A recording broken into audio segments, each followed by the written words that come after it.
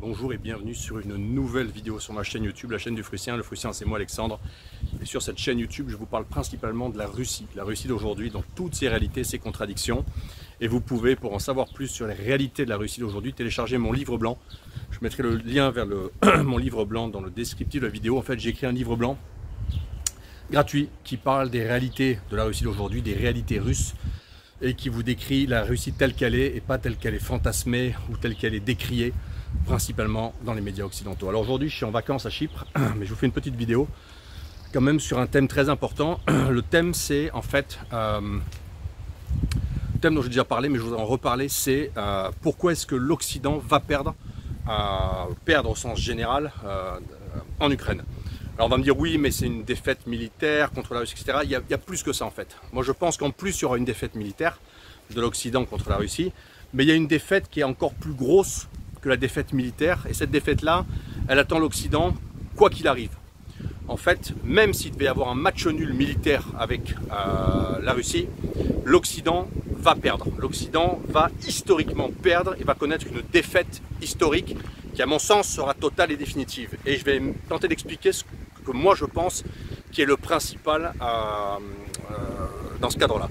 La première chose, c'est que l'Occident, en tout cas l'Europe de l'Ouest, l'Amérique du Nord, etc., traditionnellement, c'est des zones dans lesquelles régnait une forme de valeur, notamment la liberté, une forme de liberté, la propriété privée, un espèce de cadre juridique, cadre de droit global qui en fait crée ce qu'on appelle de la confiance. Et c'est pour ça que l'Occident était une zone qui a capté l'argent du reste du monde, parce que les gens qui étaient issus de pays dans lesquels il n'y avait pas de cadre légal se disaient non mais mon argent sera protégé en Europe, sera protégé en Suisse, sera protégé en Amérique, parce que là-bas il y a la loi, il y a le cadre légal, il y a des outils administratifs, juridiques pour se défendre, faire valoir ses droits, et par conséquent mon argent est protégé. Mon argent est protégé en Europe, protégé en Occident. Donc ça, c'était comme ça jusqu'à peu, et notamment jusqu'à 2022. Alors il y a eu en fait en 2012, pour ceux qui s'en rappellent, il y a eu une crise financière à Chypre, l'endroit où je me trouve. Et là, à l'époque, il y a des épargnants qui se sont vus piquer leur argent. Il y a eu une crise bancaire, les banques ont disparu, Chypre a connu ce que la Russie a connu dans un sens dans les années 90, c'est-à-dire des faillites de banques, et l'argent a été emporté. Et non, il n'y a pas eu d'assurance qui a fonctionné. Donc il y avait un précédent, mais Chypre est passé inaperçu, Chypre est peu connu, Chypre est petit, etc. Mais en tous les cas, il y a eu un précédent. Mais là c'est à une échelle qui, à mon sens, est beaucoup plus importante. C'est l'échelle qui touche près de 300 milliards de dollars de réserves de change russes qui sont en fait stockées dans les pays occidentaux, que l'Occident a saisi, l'Occident a volé, l'Occident a bloqué cet argent, comme les banques françaises notamment, ou les banques européennes ont saisi l'argent des Russes, paisibles citoyens, bloqué les comptes de binationaux. Donc là vraiment il y a eu une espèce de captation, de vol, il n'y a pas d'autre mot, c'est du vol. Et en fait, en faisant ça, l'Europe s'est dit, l'Occident s'est dit, avec cet argent, on va pouvoir financer le conflit contre la Russie. Et en fait, moi je pense que là, c'est la plus grande erreur historique que l'Occident a fait. C'est-à-dire qu'en fait, le signal qui a été envoyé au monde entier, au monde arabe, au monde asiatique, à tout le monde en fait, à toutes les zones dans lesquelles il y a de l'argent, à toutes les zones dans lesquelles il y a de l'argent qui n'est pas forcément clean, c'est qu'en fait, demain, vous nous avez fait confiance, mais nous demain, on peut vous voler votre argent, on peut vous le bloquer. Votre argent que vous allez mettre chez vous, que vous allez mettre chez nous parce que vous nous faites confiance, eh bien nous, on peut décider de ne pas vous le rendre, ou de vous le bloquer, ou de vous le voler. Et donc là, je pense qu'il y a une énorme erreur de choix tactique qui a été faite, parce que du coup, ce qui a disparu maintenant, c'est la confiance envers l'Occident. Et ça, je pense que ça ne reviendra pas. C'est comme dans un couple, dans une tromperie, la confiance est brisée. Sauf que là, c'est beaucoup plus grave. Là, c'est du vol d'argent. Et donc, en fait, les Occidentaux, en faisant ça, eh bien, ils se sont juste, en fait, tout simplement sabordés. C'est-à-dire qu'en fait, en allant dans la dimension moraline, de dire mais c'est pas bien la guerre, ce que font les Russes c'est pas bien, et puis nous on va prendre l'argent des Russes, avec l'argent des Russes on va donner aux Ukrainiens et on va acheter des armes, et comme ça, je vais pas acheter des cailloux, hop, et comme ça la guerre contre la Russie pourra être financée avec l'argent russe. Une énorme erreur.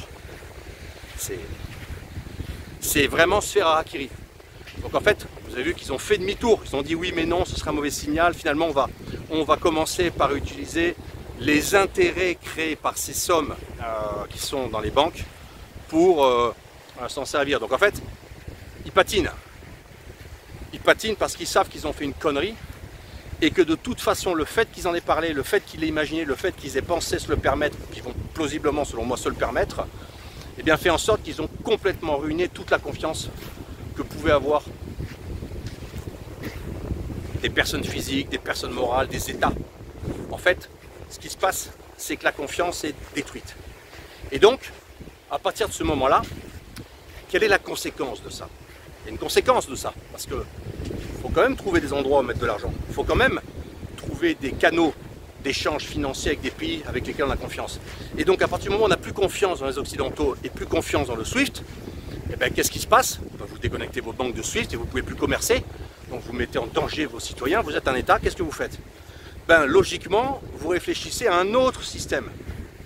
Donc en fait, le message toxique que l'Occident a envoyé au reste du monde a accéléré la dynamique que le reste du monde prend, qui est de se regrouper, qui est de plus passer par le dollar, plus passer par SWIFT. Et donc logiquement, eh bien, ça se traduit par le fait que les BRICS, les BRICS vont grossir et que tout le monde va vouloir rejoindre les BRICS parce que tout le monde a un doute sur ce qui va se passer avec l'Occident, tout le monde a un problème de confiance, et en plus il y a une défaite militaire, alors là ça va être la totale, ce vers quoi on se dirige, plausiblement. Donc en fait, tous les pays vont de plus en plus se mettre ensemble pour en fait trouver une solution alternative. Et la solution alternative, bah, ça va être que les pays du monde non alignés, le Sud global, l'Eurasie, etc., les BRICS, peu importe, tous ces pays vont développer en fait ensemble, sans doute et rapidement à mon avis, des systèmes de paiement qui soient hors SWIFT, un concurrent SWIFT. Donc en fait, de toute façon quand ça va arriver, eh bien tout le monde va se coller sur ce système-là, puisqu'il sera baqué par des États qui ont des réserves d'or colossales, qui ont des caisses pleines, et qui sont les États émergents, réémergents, et les États à forte croissance. Donc en plus, c'est que de toute façon, ça va encore s'accélérer de la dynamique. Et que donc la condamnation de l'Occident, là-dessus, elle est totale parce qu'elle va être financière. Donc il va y avoir d'un côté la dédollarisation du monde et la désoccidentalisation des flux financiers, avec l'Occident vu comme un espèce de partenaire de non-confiance, quelqu'un qui en a plus confiance, et puis, plausiblement, sur le terrain, eh bien, il va y avoir une défaite militaire. C'est-à-dire qu'on va se dire que finalement l'Occident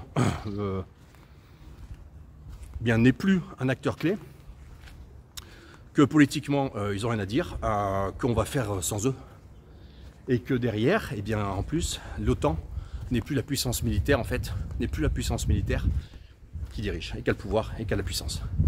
Donc il va y avoir double effet qui se coule, c'est-à-dire qu'en fait, vous allez avoir la sortie de l'histoire accélérée, le grand déclassement, et de toute façon, de plus en plus de pays vont commercer en monnaie nationale, de plus en plus de pays vont sortir de la boucle dollar et SWIFT, et de plus en plus la dédollarisation va s'accentuer.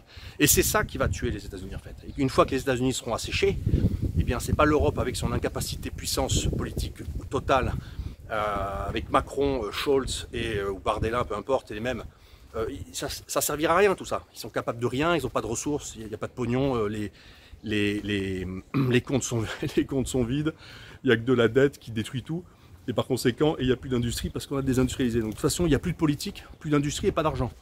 Je peux vous dire qu'on parlait bien tout ça. Donc voilà. Donc grand sujet à prendre en considération, c'est le fait que globalement, aujourd'hui, l'Occident va perdu. Il a déjà perdu.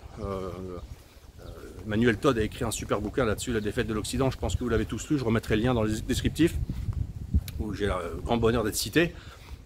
Mais lui, il le disait sur le fait que la puissance industrielle de l'Occident ne lui permettra pas de passer la crise. Mais moi, je pense que c'est beaucoup plus grave que ça. C'est que je pense que le monde entier ne fait plus confiance à l'Occident parce qu'ils ont vu que l'Occident, en fait, c'était des voleurs.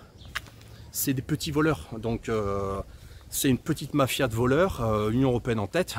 Et donc, vous avez le gros Scholz en train de transpirer, la von der Leyen corrompue jusqu'à la moelle et tous ces gens-là. Et évidemment que le reste du monde les regarde. Et non, ils leur font pas confiance. Évidemment que leur pas confiance. On fait confiance au président chinois parce qu'il fait ce qu'il dit. On fait confiance à Poutine. On fait confiance au président vietnamien. 100 millions d'habitants bientôt le Vietnam. On fait confiance à Erdogan. Parce que globalement il dit ce qu'il fait. On fait confiance au président indien. On fait confiance à tout le monde, sauf aux Occidentaux. Et c'est bien normal. Parce qu'ils l'ont bien cherché. Et donc, voilà. Donc vous, je rejoins sur ma précédente vidéo sur les BRICS, vous qui êtes des Occidentaux, qui rêvez de BRICS, rappelez-vous qu'aujourd'hui, il n'y a qu'un BRICS dans lequel vous pouvez vraiment, à mon avis, sainement, sereinement penser immigrer, élever une famille, faire un foyer, vous installer, vous, à minima, vous intégrer, si ce n'est tenter de vous intégrer, voire vous assimiler, c'est la Russie. Parce que la Russie, c'est le seul BRICS européen. La Russie, c'est le seul BRICS européen. Voilà. Je suis dans un quartier résidentiel. Alors là, je suis à Ayatekla.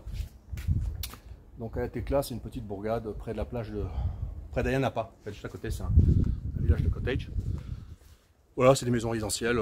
C'est joli, hein. C'est pas mal, les gens habitent là, ils sont bien. Il y a du calme, il y a des Russes, un peu d'Ukrainiens. Il y a beaucoup de chats. Voilà, je vous filme ces petites maisons sympas avec des piscines, des arbres taillés. Classe, non? La défaite de l'Occident en Ukraine. La défaite de l'Occident. D'abord, il y a le suicide européen. L'Amérique a suicidé l'Europe. Elle a poussé l'Europe pour la détruire, la mettre dans ce guêpier, le piège de la guerre. Ça, c'est vraiment... merci, oncle Sam. Avoir réussi à se faire entretuer les Russes et les Ukrainiens. Et en plus, maintenant, arriver à avoir détruit l'Union européenne et l'Europe, bravo. On ne sait plus trop s'il faut dire merci ou pas aux Américains. Mais en tout cas, on y est. Puis après, eh bien l'Amérique, elle va initier d'autres conflits. Elle va initier d'autres guerres. C'est comme ça que ça marche les États-Unis. Sauf que là, je vais mettre de ce côté-là. Sauf que là, cette fois, on s'approche de la fin. On s'approche de la fin parce que les BRICS. On s'approche de la fin parce que les BRICS. Et que donc de toute façon, maintenant c'est inévitable, les grandes trajectoires historiques sont prises. Et il n'y aura pas de retour en arrière. Voilà. Il n'y aura pas de retour en arrière. Pensez-y. Pensez-y et n'attendez rien des élections européennes, législatives.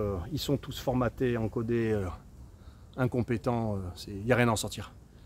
Ce qui va sortir, c'est que demain, le monde, c'est la Chine, la Russie, le Vietnam, la Malaisie, la Turquie. C'est là que ça va se passer. C'est en Eurasie. C'est l'Eurasie qui va gagner. C'est tout pour aujourd'hui. Vous pouvez télécharger mon livre blanc, likez cette vidéo, faites-la partager, partagez-la, faites-la suivre, suivez-moi sur Telegram où je publie beaucoup de contenu sur la Russie. Et moi je vous dis à très bientôt pour une nouvelle vidéo sur la chaîne du Fructien.